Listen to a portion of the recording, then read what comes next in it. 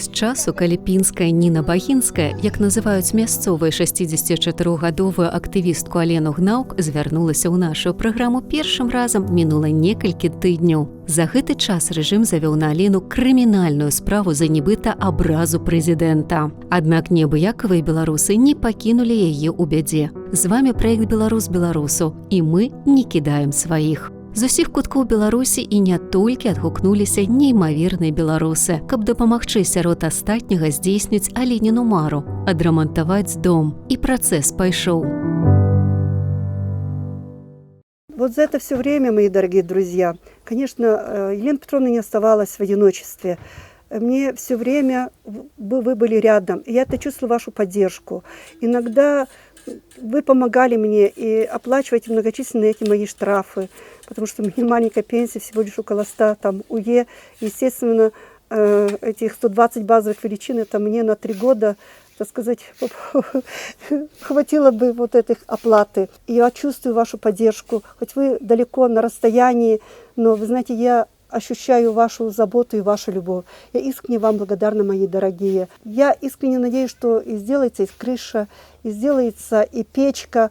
И кое-какие работы предварительные уже начались. Вот монтируется котел там в Минске.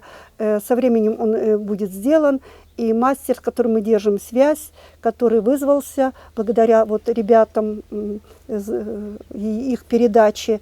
И я надеюсь, что в скором времени будет сделана и печка. И Елена Петровна похвастается и печкой, и крышей, и у нас все будет окей. Я вас очень сильно люблю, мои дорогие. Живи Беларусь!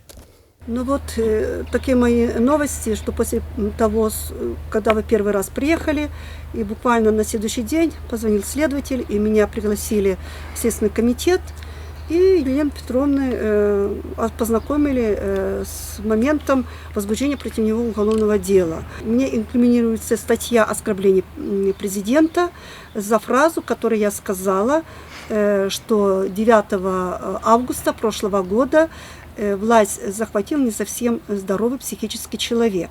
Это я сказала на судебном заседании по так называемому нашему хороводному делу, где я получила первый приговор. Так вот, не исходя, как говорится, от кассы, мне тут же с одного дела стали клепать другое дело. В этом плане мне светит до 2 лет лишения свободы. Ну, наверное, и там надо будет попасть и посидеть и в камере, не только на ИВСе, но и в зоне. Немножко пошурудить эту братью тоже надо. Вот. Что касается печи, я искренне надеюсь, конечно, что со временем сделается печка, сделается и крыша.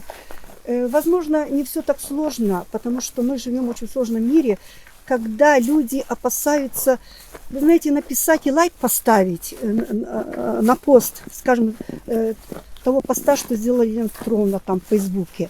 Я это все прекрасно понимаю, и я оправдываю этих людей.